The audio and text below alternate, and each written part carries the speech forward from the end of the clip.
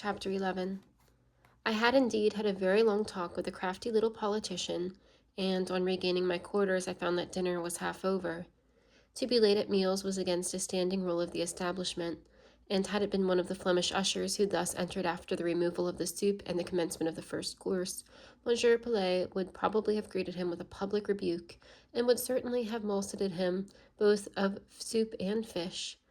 As it was, that polite, though partial gentleman only shook his head, and as I took my place, unrolled my napkin, and said my heretical grace to myself, he civilly dispatched a servant to the kitchen to bring me a plate of carrot puree, for this was a meager day, and before sending away the first course, reserved for me a portion of the stock fish of which it consisted.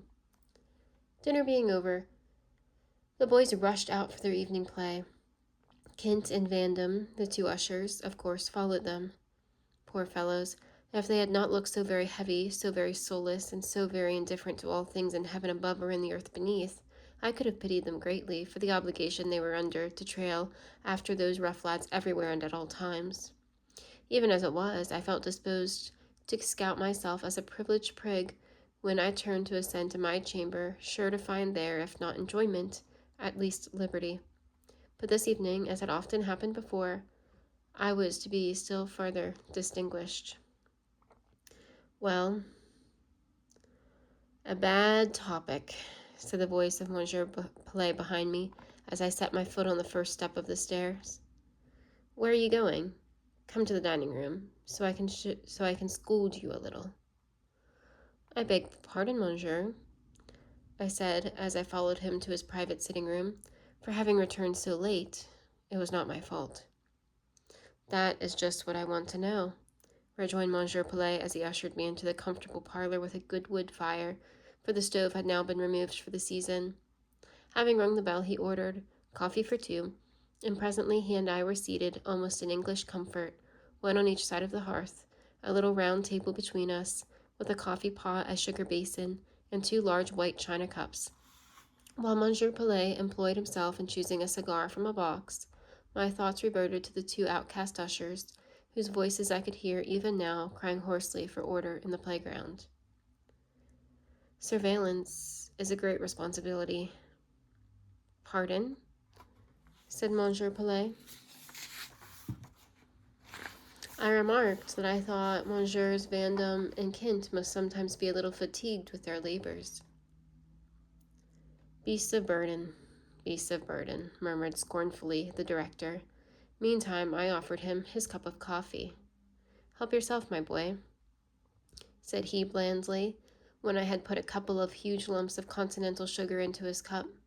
And now, tell me why you stayed so long at Mademoiselle Reuter's. I knew that lessons conclude in her establishment, as in mine, at 4 o'clock, and when you returned it was past 5. Mademoiselle wished to speak with me, monsieur. Indeed. Oh, what subject, if one may ask? Mademoiselle was talking nothing, monsieur.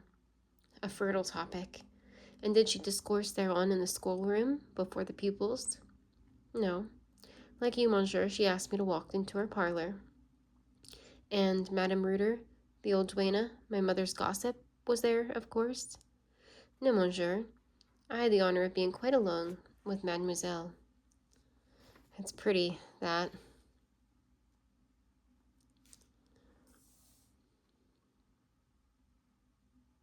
Observed Monsieur Pelet, and he smiled and looked into the fire. Shame on him who thinks evil of it, murmured I significantly. I know, my little neighbor, a bit, you see. In that case, monsieur will be able to aid me in finding out what was Mademoiselle's reason for making me sit before her sofa one mortal hour, listening to the most copious and fluent dissertation on the merest frivolities. She was sounding your character. I thought so, monsieur. Did you find your weak point? What is my weak point? Why, the sentimental.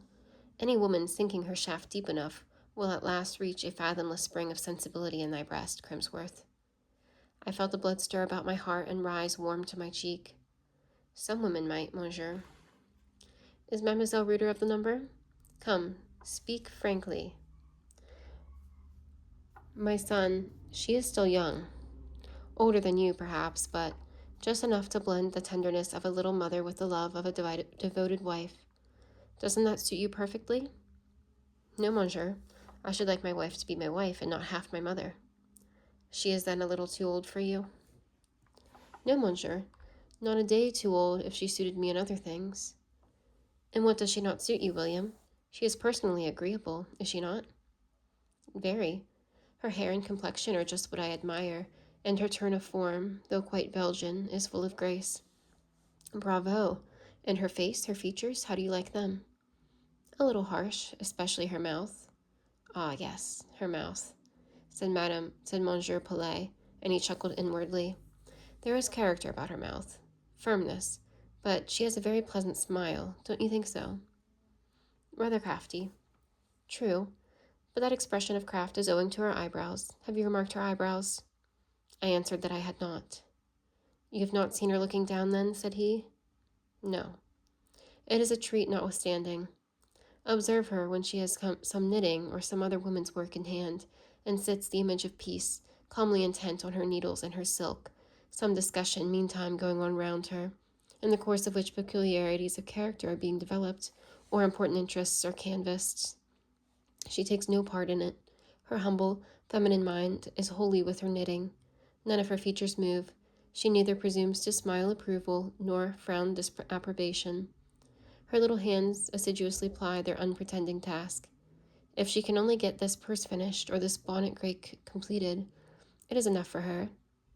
If gentlemen approach her chair, a deeper quiescence, a meeker modesty settles on her features, and her clothes, her general mien. Observe, then, her eyebrows. Tell me, is there not something of the cat in the one and the fox in the other? I will take careful notice the first opportunity, said I. And then, continued Monsieur Pelet, the eyelid will flicker, the light-colored lashes be lifted a second, and a blue eye, glancing out from under the screen, will take its brief, sly, searching survey and retreat again. I smiled, and so did Pelet, and after a few minutes' silence I asked, will she ever marry, do you think? Marry? Will birds pair? Of course, it is both her intention and resolution to marry when she finds a suitable match, and no one is better aware than herself of the sort of impression that she is capable of producing. No one likes better to captivate in a quiet way. I am mistaken if she will not leave the print of her stealing steps on my heart, Crimsworth. Of her steps? Confound it, no. My heart is not a plank to be walked on. But the soft touch of a velvet paw will do it no harm. She offers me no velvet paw. She is all form and reserve with me. That to begin with. Let respect be the foundation, affection the first floor, love the superstructure. Mademoiselle Reeder is a skillful architect. And interest, Monsieur Pelet, interest. Will not Mademoiselle consider that point? Yes, no doubt. It will be the cement between every stone. And now we have discussed the directress. What of the pupils? Are there no promising minds among these young heads? Studies of character? Yes, curious ones. At least I imagine, but one cannot divine much from a first interview. Ah, you affect discretion. But tell me now, were you not a little abashed before these blooming young creatures? At first, yes, but I rallied and got through with all due sang-froid. I don't believe you. It is true, notwithstanding. At first I thought them angels, but they did not leave me long under that delusion. 3 of the eldest and handsomest undertook the task of setting me right, and they managed so cleverly that in 5 minutes I knew them, at least for what they were, 3 errant coquettes. I know them, exclaimed Monsieur Pelet. They are always in the front row at church, and on their strolls. A stunning blonde, a pretty mischievous girl, and a beautiful brunette. Exactly. Lovely creatures, all of them. Heads for artists. What a group they would make, taken together. Eulalie, I know their names, with her smooth braided hair and calm ivory brows. Hortense with her rich chestnut locks so luxuriantly knotted, plaited, twisted, as if she did not know how to dispose of all their abundance, with her vermilion lips, damask cheek, and roguish laughing eye. And Caroline de Blamont. Ah, there is beauty. Beauty in perfection.